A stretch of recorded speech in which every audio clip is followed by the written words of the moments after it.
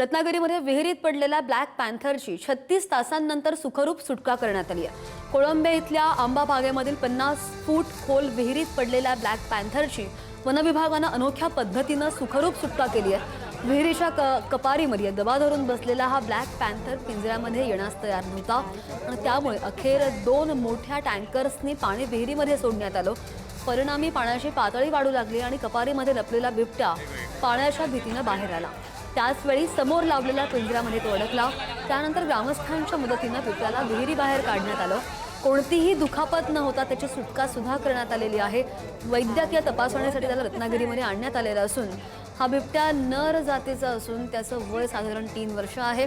गेल्या 2 दिवसांपासून परिसरामध्ये निर्माण झालेल्या भीतीच्या वातावरणाला यामुळे आता पूर्ण विराम मिळालेला आहे।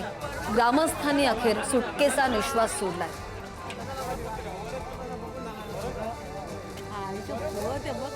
शिकूया AI ची क्रांती, चला करूया MSCIT।